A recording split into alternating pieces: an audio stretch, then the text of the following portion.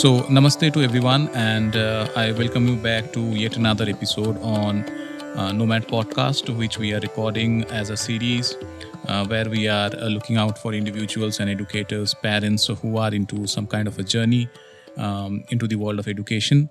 And through their life, we would like to understand their journey and try to take the best out of it so that somehow, somewhere, it can help in our own life. We have planned a few number of episodes in and around Pune, and right now we are again in Pune. And today with me I have Swati Singh, and to discuss with her we have a very interesting and also a subject which is very close to my heart, and I would also be learning a lot during this podcast.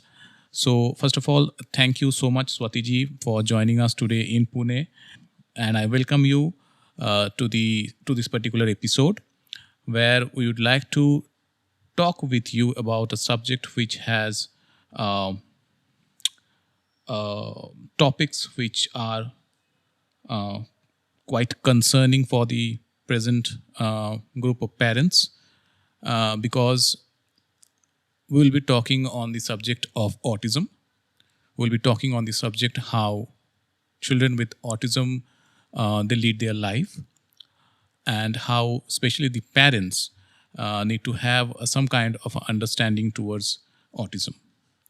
So, for our listeners, Swati ji, can you give us a picture from where you are coming from and a kind of introduction so that the listeners can have the understanding who you are?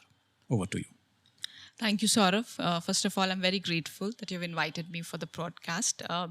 Thank you to all the listeners for giving me their time and space for listening this out. So my journey with my child has been the most enriching and most fulfilling, I would say, realm of my personality, of my life that I've got access to. And I feel truly blessed that we are on this journey. I'm a mother to an 8-year-old who is on the autism spectrum. And he was diagnosed when he was 2.5 years old. And we have been living in the US for almost like a decade. When I say outside India, almost on a decade. Before US, we were living in Europe. And we recently moved back to India. And we were staying at a forest, let's say, which is kind of a farmhouse in a forest. And we have been living our lives there. And they're all a part of searching, finding more meaning for me as a mother, for my child, and us as a family. Wonderful. So you said that your child got diagnosed at the age of two and a half. So can you share the incidents or the things that you noticed before something strike in your mind? We need to go through some kind of क्या बोलते हैं उसे checkup और something. तो ऐसा क्या था, मतलब आपने कुछ नोटिस किया, उसके बाद आप गए कहीं पे, what was that period? So as I remember it, sort of, we were when Yash was my kid's name is Yash, and when my kid was I think 4-5 months old, we moved to Italy because my husband was working there, and we kind of moved as a family. And he was, for us as parents at that time, seemed to be developing neurotypically, achieving all his milestones that whatever that age required him to be. And in Europe, they have something called assessments where they assess all the children, I think in 6 months, if I can remember correctly, and they go through all their physiological and their like neurological development as well. And they never raised a red flag. So he seemed to be on the milestone absolutely fine. So ironically, in Europe, they don't vaccinate a child, especially in Italy, unless and until they turn 5. So we could only vaccinate him whatever we could in the first 4 months of his life, and then all his vaccinations were halted.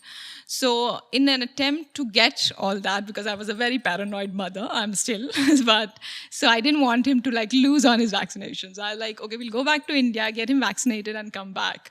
So I think he was almost 18 months to 2 years when we decided to come back to India and get his vaccination done. And till then, there was no, so he was assigned a pediatrician, like how in Western countries they assign a pediatrician to you. So he was assigned a pediatrician. And so we kind of came back to India, and we got him vaccinated. And they were very furious that we have lost on time and things like that. And they started vaccinating him left, right, center. What do I mean by that is that they would vaccinate him like 3 vaccinations together. And he was very ill for a long period of time. So after 3 months, we went back to Italy, and we started seeing some signs of regression in what he already had. So he was a child who was little delayed onto speech, but he had words vocabulary, and he was calling us by name, he was looking at the peers and so on. But around 2.5, we saw some regression. So he would respond less on his name, or the eye contact was losing. He was not really interested in playing with other children. And that is when we felt that there's some red flag, because he was not like that. He was a very vivacious and a very adorable and loving child, which he is still, but in terms of the peers and the other play skills or name recall and so on. So we kind of started searching, and we still went to the pediatricians in Italy, and they kind of like, they didn't diagnose because they were still not, and he operates on a very high IQ. So they couldn't really put any diagnosis. So we thought, no, we can't waste time. Let's go back to India. And that's when we formally got him diagnosis of an autism. And yes, that's how it all started. Okay. So then what happened? I mean, you stayed out of India for how long? So we stayed out of India for almost, like when he was 3, we came back to India. And then we stayed in India for almost like another 1.5 years before moving back to US, because we thought, so then it started like, just like any other parent, a whole series of denial, a whole series of what's happening, and nobody had the answers. Even the medical field, the fraternity, I have some of the doctors in my family, even they, so some of like, it just felt like nobody knew what's going on, but they could definitely tell that it's autism. But they had no answers. They had no solutions. They would say, maximum, they said, you can do a behavior therapy or occupational therapy or speech therapy. And I think parents who know this know all these terms. For others, it is just like a series of therapies. And that's it. There was nothing more help. So I was given cards from one doctor to another doctor, to developmental pediatrician, and to some more therapist. And we started some of the therapies thinking this is it.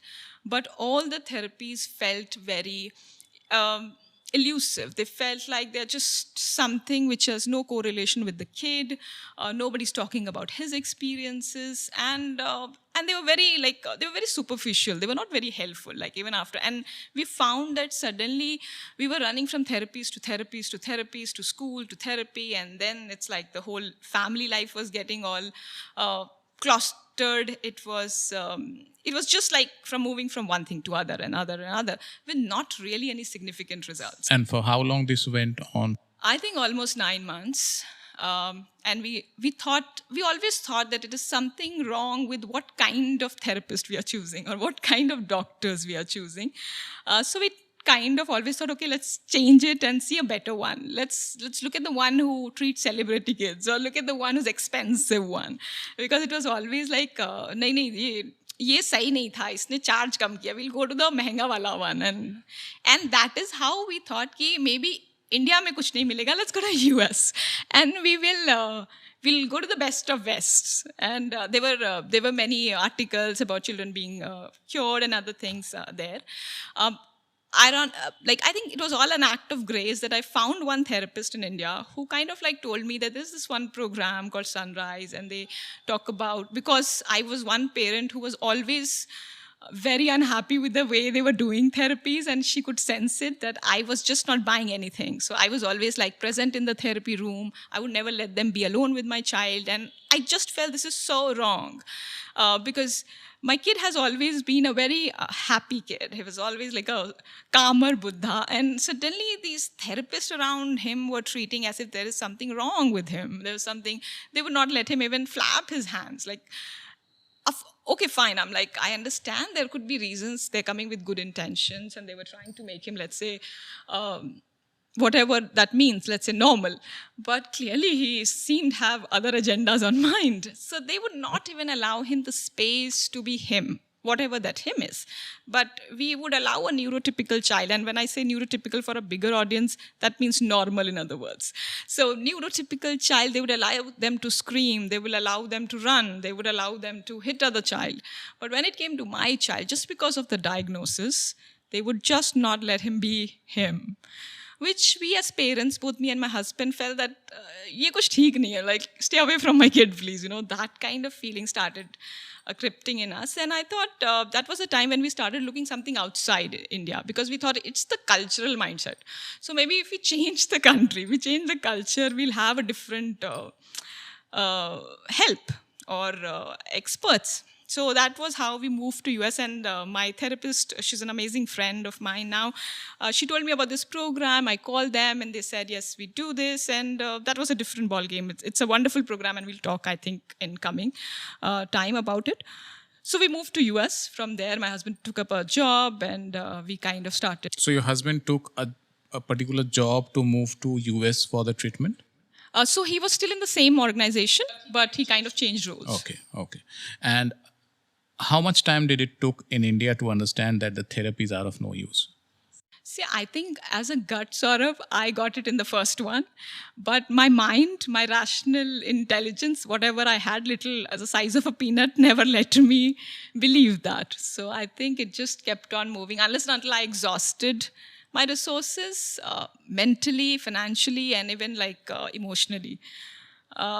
But I think one thing that worked for us is that we just never want to hand over our kid to them.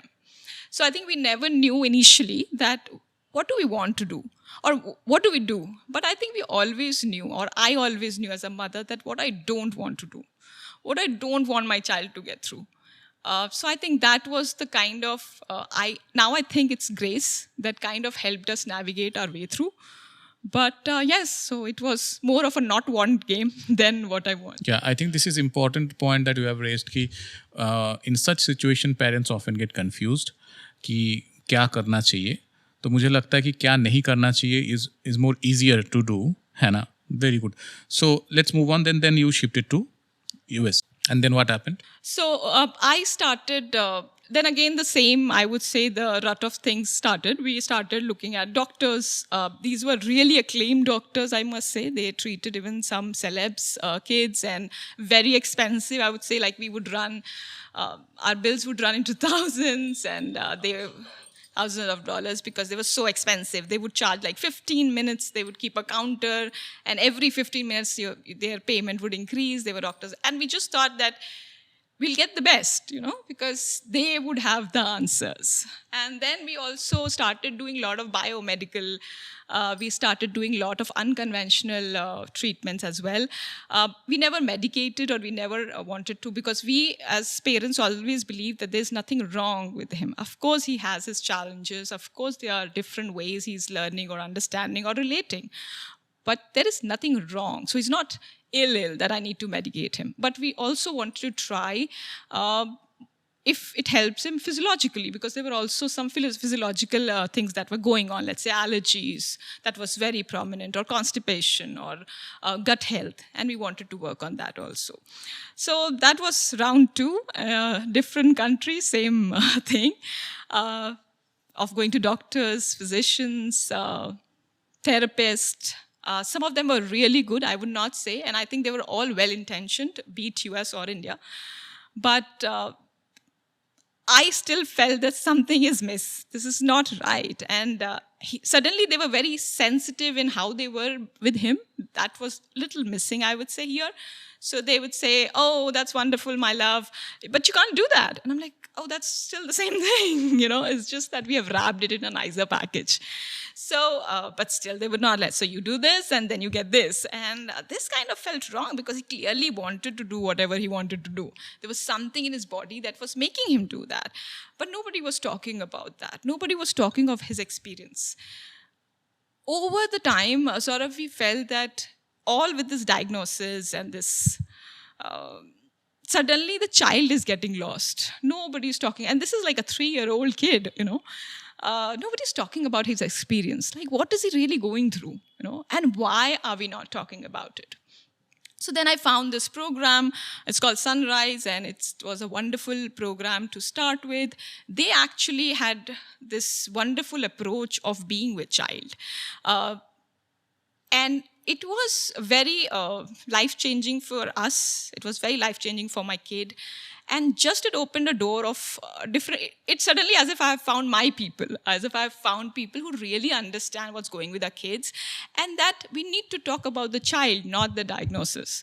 Now, when I say that, many people think that this is a philosophical way of approaching things, that, but your kids still have that diagnosis. Of course, but I'm saying that let's not make the diagnosis bigger than the kid itself, or himself or herself, whatever it is. And this was one thing where we started our journey of equipping ourselves and becoming the teacher, the therapist, the parent, and whatever. And trying to take his world in our hands rather than trying to turn him to other people. We hand over our kids often to experts, to therapists, to teachers. And I have high respect for all these people. So I'm not coming from a place of adversity or of a disrespect. I'm coming of a place from, what do you do when the conventional ways that you have always been known to fail you? Or what do you do when, even though that is all is available to you, it still doesn't feel right? It is still something that is not helping my child. So it's not that if I get the expert, suddenly my child was somebody else. His progress didn't make, let's say, a phenomenal change. It was still helping here and there. And at the end of the day, he was an unhappy kid. So suddenly from a kid, and I'm talking about a 3-4-year-old kid, who was happy, whatever he was doing was happy, suddenly now being transformed to an unhappy kid, and suddenly we could say that he was getting into intense behaviors and things like that. Now, if you conventionally talk about autism, they'll talk about behaviors, They'll say, yeah, it comes with on the spectrum. But have you really paid close attention that, was he always like that? Does he every day get up and has an intense behavior? No, he wasn't. What really changed? So 2/3 of our work started looking at ourselves rather than looking at him. That what are we doing as parents? What are we doing as his caregivers? And then this hit us somewhere that, and there were many times in a day, Saurabh, and I would say why this also started becoming very strong is that when I was not doing anything with him, when I was just being a mom to him, those were the best time of the day, when I had no agenda, when I had no therapies, when I didn't have to remember, no, because he's on the spectrum, I should be dealing with him like that. Suddenly, those were the moments that were the best moments. That was the moment where he was learning the most. Those were the times where he was doing his best. And I kind of started joining the dots backward, that if this is how he seems to be, doing his best, why we are looking at somebody else? This is a child who lives with me 24/7. He wakes up and sleeps with me. He eats, plays, enjoys, not enjoys, cries, throws tantrum, all with me. So I have the maximum data. Why I am believing on to somebody else's data or somebody else's responses, who is at first telling me what limitations does this child have, who doesn't believe clearly on the child in front of them, and who also doesn't have a solution. So it kind of felt that they are actually draining away my power as a mother, or my power as just another human being who's living with the child day in and out. And that's how we started with this program. We started being with him rather than wanting to do with him. So many of the techniques in this program are very unconventional, are very different than what conventional therapies do. And we can talk about that in detail. But one of the very unconventional thing which I really want to talk about is that one of the technique is called joining the child's world rather than trying to bring them out of it. It is based on it is, I would say it's a very, very scientific thing behind it. That's how all brains work. We learn and thrive in environments which are conducive for us, which are trusting for us, which are safe and fun for us. We don't learn in environments where we are often told that you're not good enough. We are trying to teach you this because what you are is not right. So it gives the sensing to my brain that what I am is not right. When I go with this premise, no real learning can actually happen. I'm actually trying to be something else, which clearly my body is not supporting me right now. So why don't I go backwards and try to join my child in a way which he or she can understand right now? So this kind of started building a bridge between him and her. So if he was stacking his toys endlessly, this is, he doesn't do anymore. He's outgrown all of them, I would say now. But I remember that we would just stack the toys with him for whatever number of hours he wanted to do that, without asking him anything, without questioning him anything, without wanting him to do something else. And that was such a meditative experience, to just be with a child, not judging the child, not wanting them to do something else. And suddenly he would be done with that, and he would look at me, and then I was like, oh, okay, let's play this. And he was all in to play that. And that was like an eye-opener, that what happens when we really give time and space and an unconditional acceptance and support to a child without getting worried of the future or what the experts have told us. So I'll stop here. I can go on and on. Yeah. Yeah, so this is really wonderful coming from you, because I think the journey of parents who have children on the spectrum, somehow at the initial stage they really get confused, because being a parent for the first time, or the first child who might be on the autistic spectrum, this is really tough for them to accept. कैसे आगे जाना है ना? So somehow I think all this information is going to be very, very helpful for parents who have children, or they might know some parents who have children on the spectrum. Now, coming to the next point, just want to understand कि because on Project Nomad we try to bring in the focus on the learning of a child, or we deal with education. Can you talk about how you planned or your approach towards the learning of a child? But also on the note that we are very much well aware on our ideas of learning, that a child always learn from everyone, from the entire environment. But in case of children with some kind of challenges, how do they learn, especially when we consider autism? So Saurabh, before I answer this question, I want to share my thoughts onto what I think learning is, okay? But before even I go there, this is all coming from my personal experience of my kid. I highly believe, Saurabh, that we pay a lot of time, we invest a lot of efforts in understanding what is learning for a child, how do we help them. But my question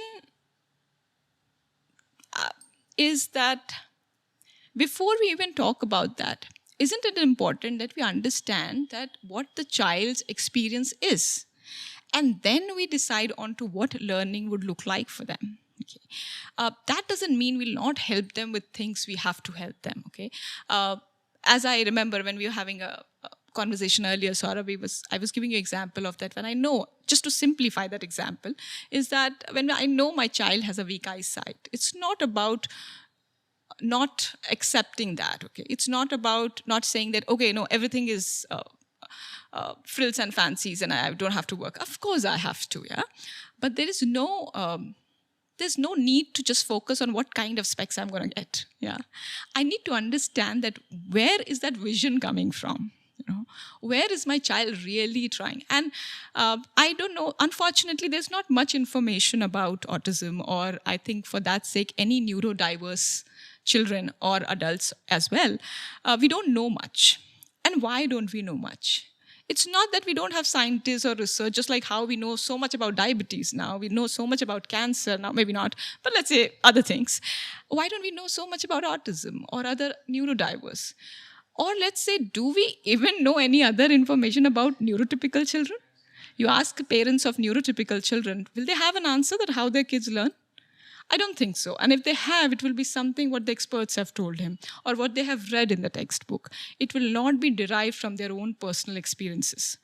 Now, that is what I want to bring into account, that when we do understand what they go through first, then learning is just a building block.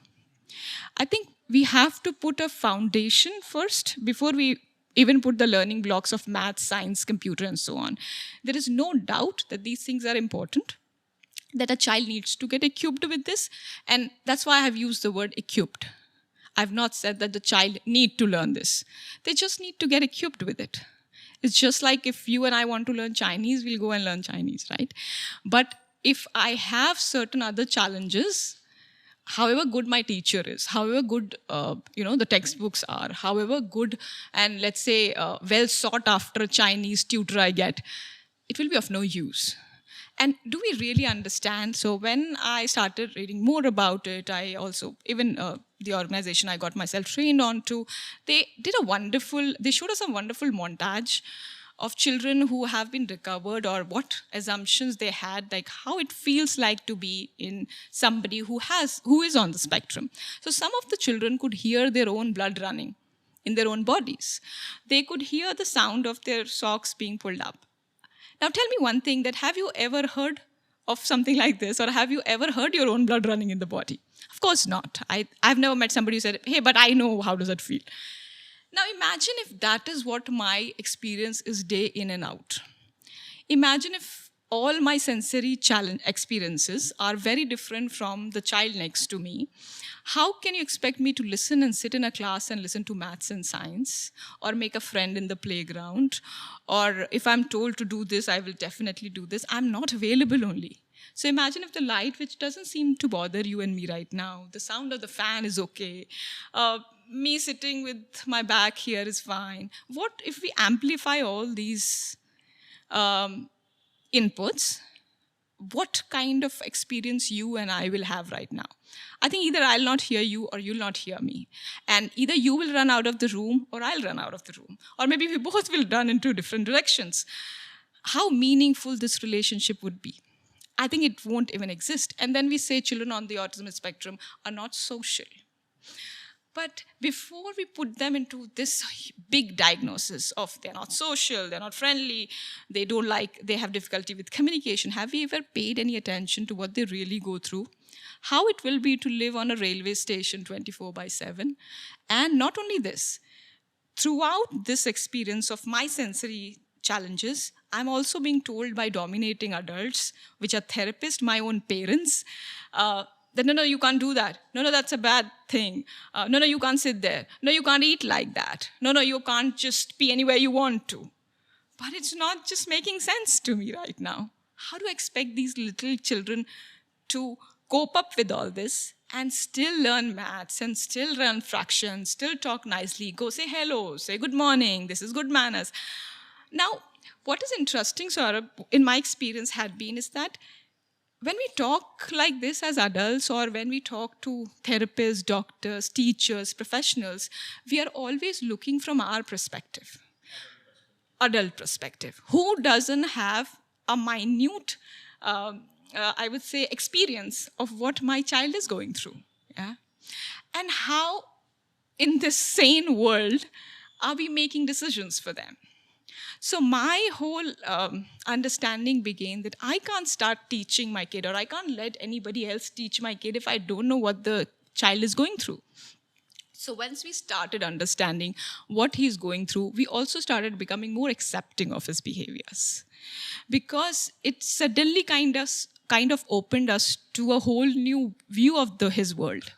And sadly, most of the children still have developing communication, so they can't express that, they can't really tell you, and they get into behaviors which we think are not so normal. And say, for example, you go to an interview and you're very nervous, often people would crack their knuckles or twirl their hairs, or they start getting fidgety, and that is all okay. But if my child flaps his hand because the senses are so overpowering, that's considered as abnormal.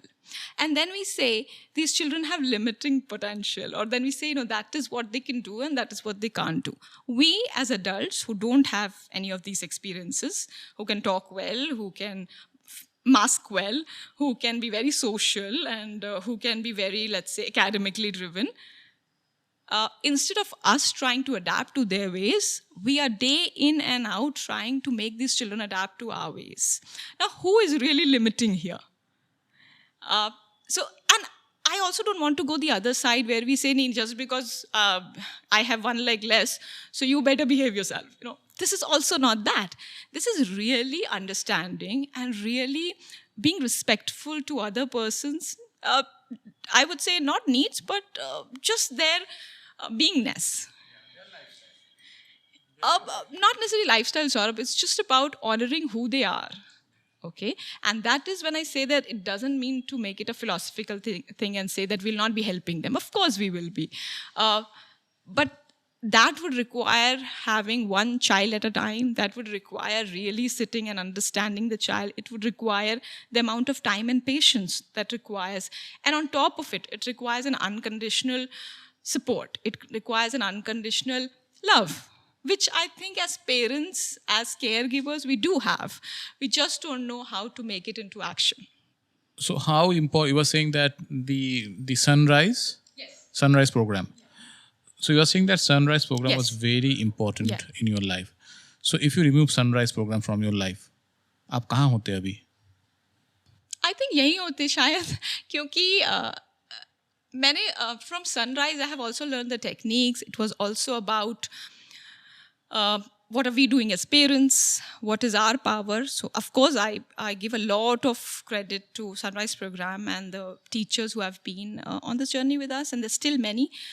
But I think the journey didn't start because I got Sunrise Program. The journey had started way long when we decided that, okay, we'll leave this country if nobody understands us here.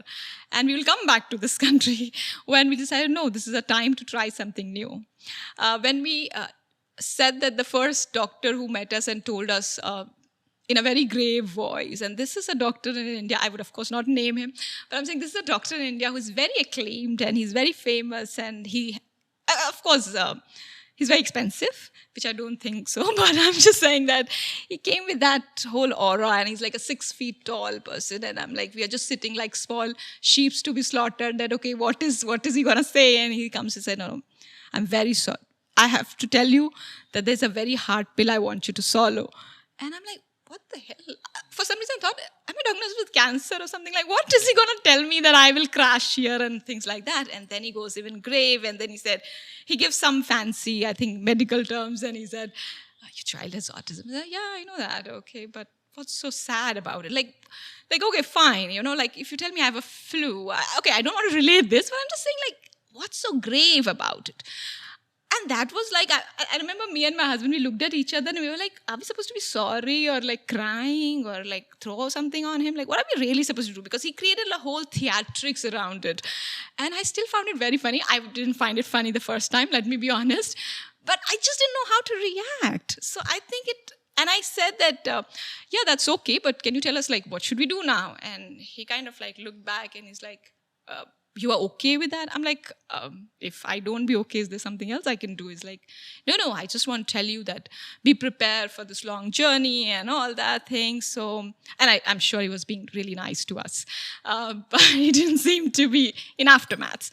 But I'm just saying that what is this all fuss about that if my child has a diagnosis, okay, I need to be sad, I have to be unhappy. I have to get very grave about it. And now, of course, I know there are challenges, sort of, who better than, let's say, me or my husband. But मैं अक्सर कहती हूँ कि कठिन is not equivalent to dukh, okay? We make it in our heads. It's just like any other child. His challenges would be different. Your neighbor's child will have their own challenges. He'll go to X school. Your child might go to Y school. Your child might not go to school. And that is their journey. Yeah. Why do we attach so much of emotions and all of them are meant to make you feel sad? You go to parties. Why are you supposed to feel sorry if your child throws a duck on somebody's face? Have you never seen a 3-year-old, neurotypical 3-year-old throwing a duck on the face? I'm not promoting that, but I'm just saying that why don't we normalize differences? And we talk about things like neurodiverse and inclusion. I'm like, you don't have to include. The world belongs to them as much as it belongs to my neighbor's child, right? It is good that the people working on inclusion, I'm very grateful, and I feel they are really doing a wonderful job. At least they're bringing that sensitivity. But it is just like saying, I don't see people of color. I've already started judging you of a color, right? And the whole premise is flawed. It's like I don't see color, but color is a color, right? You've already seen color, otherwise it won't matter. When you see black and white, you have already started seeing black and white. And then on top of it, you say, I don't discriminate based on color. The premise is flawed. And this premise actually keeps us in a trap of unhappiness. And when we are unhappy people, we'll be very powerless people. I think one very beautiful thing happened with us throughout the journey, and I think that we were little dumb people.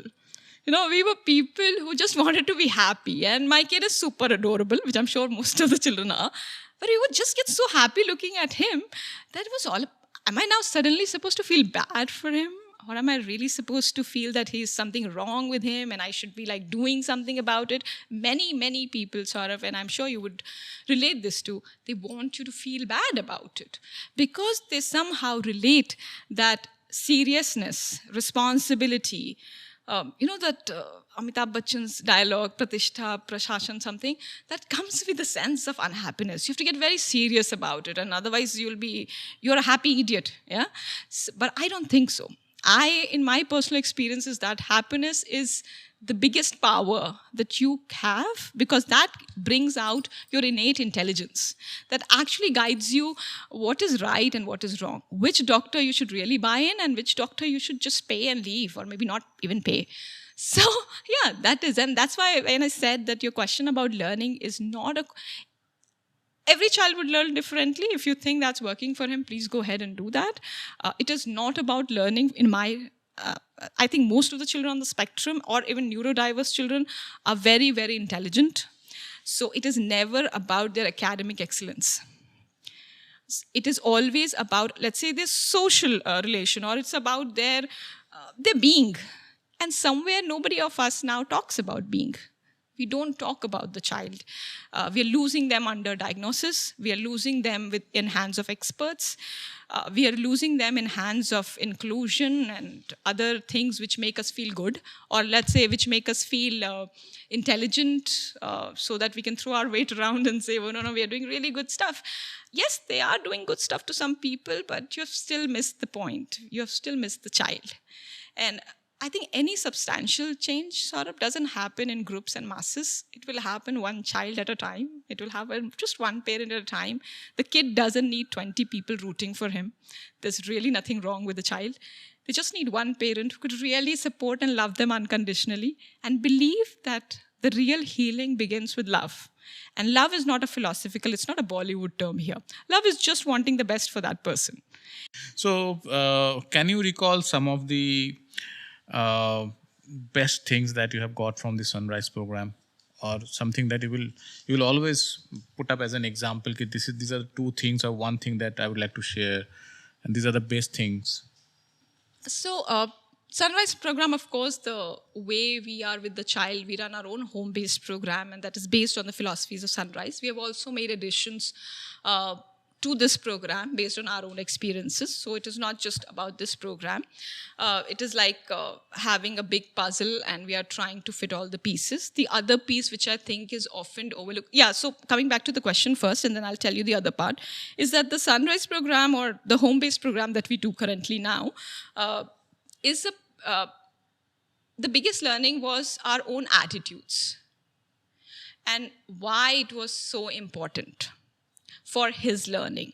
So I think that kind of shifted a lot of things in us, which I think we resonated as parents already, and we had that, but we never knew like how to put it as actionable. Like, how do I help him with that? Like, how do you help him with this communication or with other things, or let's say tantrums, or the times when he's not feeling good, the meltdowns. So that was one. The other thing I think, which I would say, so Sunrise is still a very big piece to our program. The other piece was also helping him physiologically. And I think very less people really, let's say doctors or physicians, really pay emphasis on that. As I said, like, it is impossible to sit and learn something or to talk to another being if we are not feeling well inside. And I think not many people really correlate because we see autism as like a behavioral disorder. So it is all about what's on the tip of the iceberg. But if my child has, so there was a time when we tested him on food allergies, and on a scale in US, and on a scale of 180 foods, he was allergic to almost 45 foods. And I'm like, what experience would I have if everything I put in my mouth, my body reacts in massive defense? How will my brain react to this? It's not that my brain is separate to my body. And that's why now they call brain the second gut. But yes, but why do we call that? Because it all starts here. So that is another, I think, a big piece of our experience with healing him has been at this place which is called Serene Eco Village, and Dr. Praveen Choraria have been instrumental in helping us to understand that. And he's also a very big, he roots for being your own doctor. And I think this was, so how I understood it was not just physically how you be your own doctor, but also when you do it for your own child. Like, it was, and this was again what we always believed in, that as parents, as caregivers, we are his best resource. I think this was one thing which we always believed in, but we were like, no, but the teachers know better. No, but he's a doctor. No, but my aunt know better. Or this is my first kid, how am I supposed to even know? But I think when we started realizing this more and more, that we are our own best resource and my child's best resource, I think that's when it started getting clear like oil and water. Everything that came into our life after that, it just felt like a glide to actually get over that. And when I say get over, and it is not always about getting to point B. It is what you do from point A to B. That is what your experience is. Your experience is not, it's like when somebody dances and they're like a passionate dancer. They don't dance because they have to land on a particular position. They dance because of the joy of it. So I think that is taken away from most of the parents, the joy of being with your child, the joy of parenting, the joy of really being with them, even if they don't look like, or they don't behave or say like the child you've always thought, or the child you have been, or the child your neighbor's kid is. And I think that is what unconditional love really comes in picture. That when we really say, I love my child unconditionally, is it something that I say because it sounds good, or is it, and I had to go through that process myself, so this is not a blame game. It is from my own experience that I just sat down and said that, when I say I love my child, like what does that really mean, Is it that, I give him a kiss and a hug and that's what love is? Or when he does something which is bizarre and there are 10 people in my home like really looking at me that what's going on with that kid? And when I can root for him there, when I can really be joyful when he's having a meltdown in a supermarket, is that what real unconditional love would look like? And I want you to imagine it as an experience that even as grown-up adults, if we have just one person like that in our life who will accept us unconditionally, I don't know how many of us has. I didn't have a very good experience, let's say, and people I talk to neither, but you might be the lucky one. So I'm just saying that if you have just one person who accepts you unconditionally, won't you make some changes if they ask you to do that? Yeah. And this is the premise unconditional acceptance and love has, that when we ask them to take that big step, which is definitely difficult for them, which is definitely coming with all the efforts that they're trying to put in, they'll make that leap. And that's why we have seen so many children who have completely recovered. Yash himself, like my kid himself, has shown amazing progress to things that we were told we have to live with it. He's already outdone that. So like if I look at physiologically, he's out of all his allergies, like milk allergy and food allergies. He can eat everything, he can drink milk.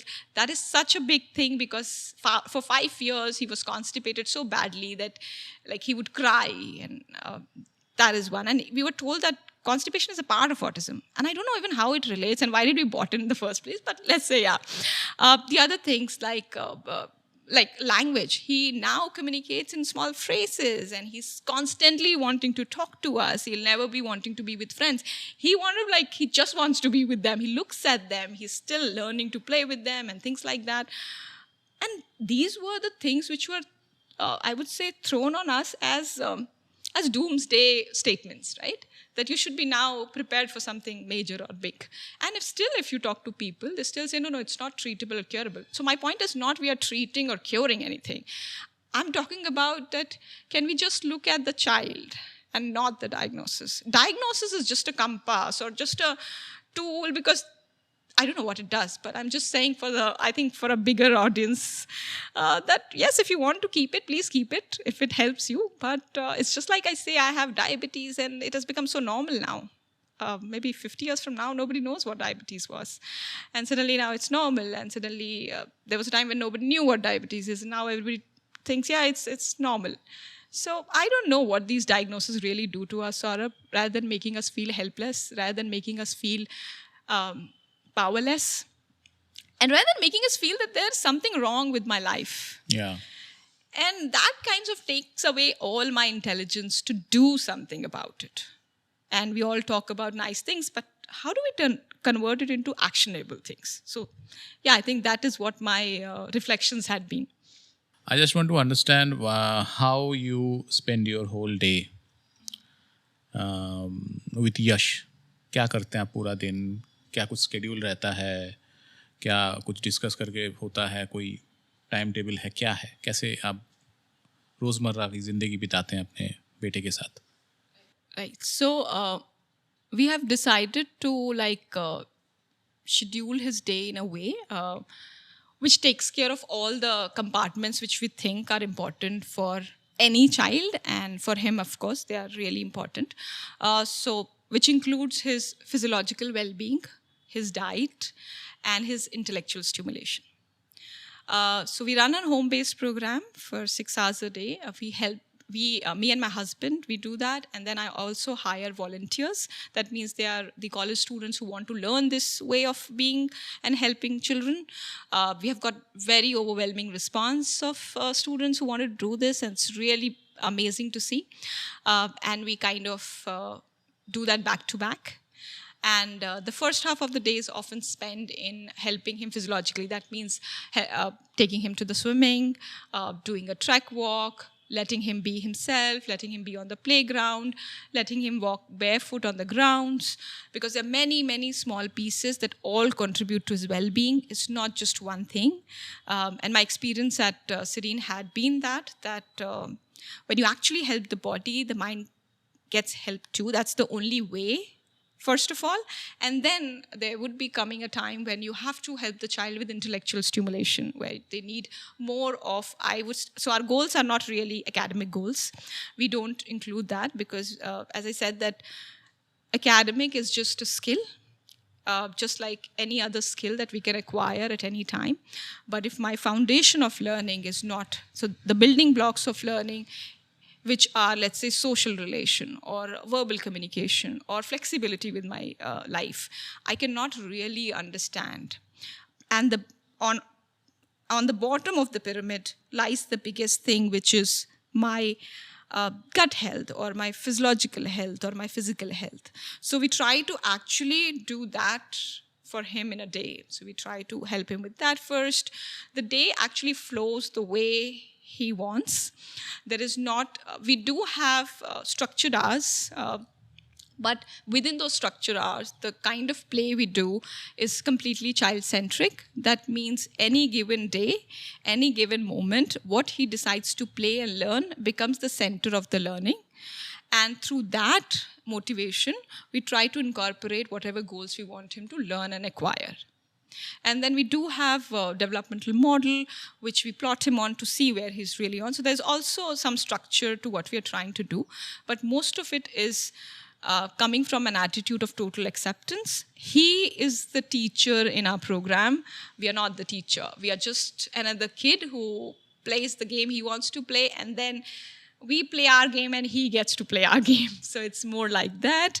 We train people on that. I'm trained myself onto those methodologies, and I train them.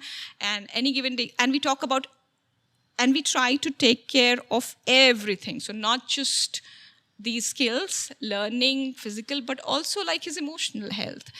There are times when we have sat with him in silence for hours and there's nothing more to be done because he's looking at a tree and we're looking at a tree for whatever time he wants to look at a tree. Now, to a society, to an education system which has a focus on doing, it is a very unproductive thing to do because the child could have learned fraction, and of course with fractions they can top the IMs. But we are missing the point that a child who's regulated can do something with a fraction later. A child who is emotionally... so we are also helping him to really grow in his being, which I think, I don't know how can I explain that, but it is about, as I said, the child getting lost. So we are trying to get that back to him. We are trying to show him that he has people who believes and supports him, who are there for him in whatever way he wants to present himself. And that is okay. But that doesn't mean we'll not help you with anything else or we'll not support. Because sometimes people get confused with love and acceptance that, hey, but we'll not, what will we be doing at the end of the day? And then the child will not learn anything. I'm like, that is just impossible. We just have to create a conducive environment and they will, like any other kid, they will learn and their potential is limitless. But we presume competence. We want to go with the premise that that is available to all of it. And if the world is not ready for it, or if the experts are not ready for it, that doesn't matter. That really doesn't matter. Just a loving parent is enough. Very interesting.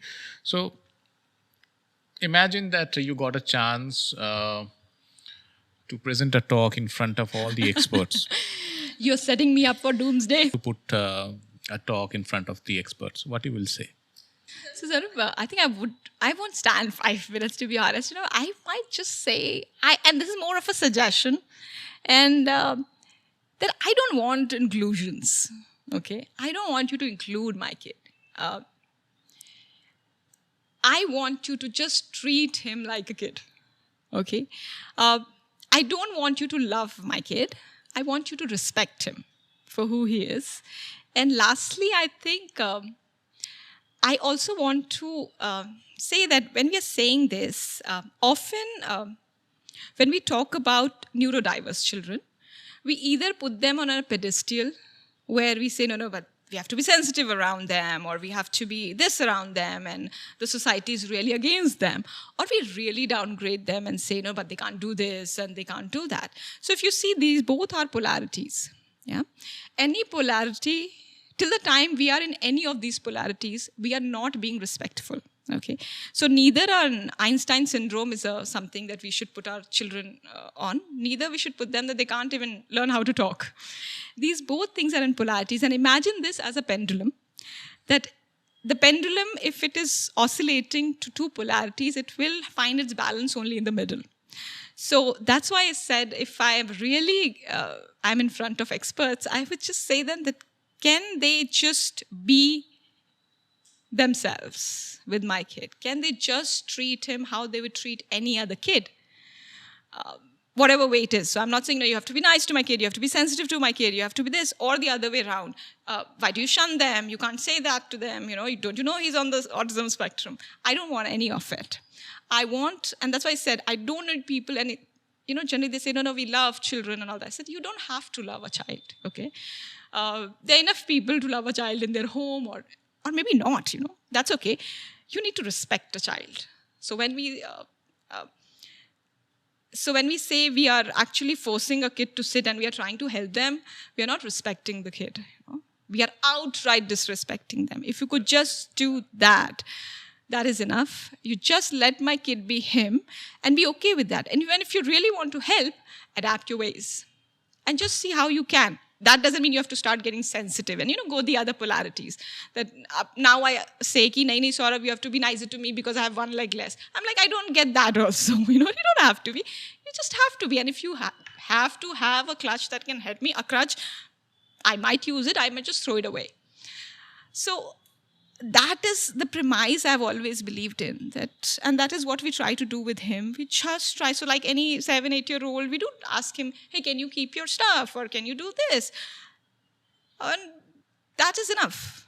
I just have to let, and then there are times when he needs little additional support. He needs something help with. I'll do that. Like how you will help a child who's weak in maths. Yeah, you'll give them a tutor. You'll give them a. But how suddenly just a diagnosis had made my child something different than a child?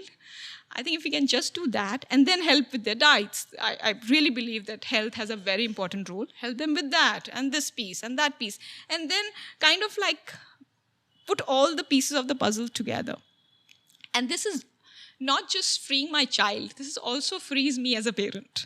Yeah, then we don't have to have these TEDx talks about, inclusions and neurodiversity. Of course, neurodiversity is what it is, but I'm just saying, like, we don't have to. The gimmick that we surround ourselves, the theatrics that we sometimes try to do, or no, I really feel for this, because you don't have to feel. That's a job of a mother, to feel, You have to be just respectful. Even things like when we separate children in our classes, let them be together and see what you get. Yes, if the child needs an extra class, you go ahead and give them extra class. But I don't know. That is my view. So I don't think so. I could stop at 5 minutes is better. I don't go in front of experts. But I got the answer anyway. I'm glad. Okay, so now, what will you say to the parents, who are just going through the first phase of where they just came to know that their child might be on a spectrum? What you will say to them? Okay, can I say something super radical? Absolutely. I think I really want to hold their hands and say, man, you have been blessed. Even though it seems far outstretched, and it is something that they would have never heard in their life, I think. But I think from the day one, Saurabh, that is one thing which I have lived with, is that I really feel I'm blessed. The kind of realm my kid has opened in me, in my family, in my significant other relationship, in my relationship with other people, in my own biases, in my judgments, in my own calmness and happiness and joy, which I think we don't pay much notice to, has just not been possible if it was not his diagnosis, if it was not going through all this, what we went through, everything under the sun, the kind of knowledge it has equipped. And the biggest part, Saurabh, that it has given me as a mother or me as an individual is giving back my own power to me, which I think is an undercurrent. If we have a child or we don't have a child on the spectrum, doesn't matter. I think that is the undercurrent we go through every day, that we feel powerless in today's society, be it an ailing health issue, a challenging job, a spouse issue, a child with a diagnosis. We just feel powerless. And I think they're not different things. The problem is also because we separate them and see, no, but if I have a neurotypical child, a talking, walking child, that's better than a child on a spectrum. You ask that child, the parent is equally terrified, right? It is just our frame of reference. And I think once we understand that we have that power in us where we can make those changes, and these are not even changes, it's just like something that I have forgotten, I have realized it again, and because that is when you can actually be with the child and want nothing from, need nothing from it. So I always feel that you can want everything for the child. Like I want everything for my kid. And irrespective of what experts tell me, I want it. And I feel that's a very sane want. But I don't need my kid to do any of that. And there's a huge difference to that, because that will change the quality of the time you spend with the child, the quality of what you can do, where you think it is effortful or not effortful, where you will think, oh, this is too much work, and when you'll say, no, it's just what I need to do.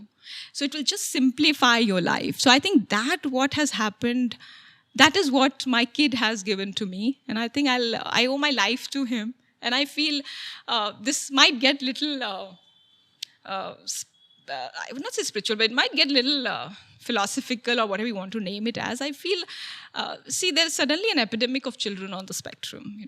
20 years from now, I remember Dr. Praveen telling me that there was nothing called autism when he was studying surgery or medicine. And suddenly 20 years from now, what has happened? So I feel that these children have also come in our life to show us what is really meaningful, what is really important, and just make us better people. And I always tell my friends that I think his healing is related to mine. The more I heal, the more I would not say become a better person, because I feel it's again a very outstretched thing. But I just feel the more I heal, the more I feel he heals. The more I recover from my own conditions, from my own set of beliefs, I feel I see that in him. So I think it is actually the other way around. And that's why I said, when you said, what will you tell the parent who have just got a diagnosis? I would say, congratulations, you're on a wonderful journey. You are one of the people who is actually blessed, if you could really see it. So, yeah. So, Swati, let's have your closing statement for this podcast. It's high time we give our own power back to our own hands. We believe we start getting individuals who are okay with ourselves. We see our own coping mechanisms. We see our own healings before we even start healing our children or we start helping them. So, and normalize it, that it's okay with whatever life situations we are. The power doesn't lie in the situations. The power lies in life. Okay? So if we start getting real with life, the situations will just remain a situation. So it's all about the frame of reference we use for our life situations. And if you really think it piece by piece, everything that we do, say, or act has a life situation, has a frame of reference. So it's just about, if you change the frame of reference, you'll have a different response. That doesn't mean the stimulus has changed. The stimulus can be whatever it is. If we know just this, that love or lack of it is still the most crucial factor in our human being's lifespan and the power that comes with it. And that our life situation can never really overshadow, compensate for how we feel about things and what actions we take. And on this journey, we can always have a lot of help. We can always get resources. I think one thing that our societies are getting really good at is data, is technical facts. So we can always use them for our, advantage, but know that they remain data. They're lifeless, okay? And the reason I think we lose the joy when we face these life situations is because we start being with we start being with lifeless things more. We start believing the lifeless data, diagnosis, facts, situations more than the life itself, which is us, the joy, the love, the acceptance. And that is why we often feel powerless. So it's time that we bring our power back, believe in ourselves, and then you would be surprised to find that you'll be supported, you'll be guided, you'll be nurtured by people and by life itself. It's just about trusting life. Wonderful. Thank you so much for your time, Swati. And let's take it forward. Let's take this journey forward. Sure. Thank you so much, Saurabh. Thank you.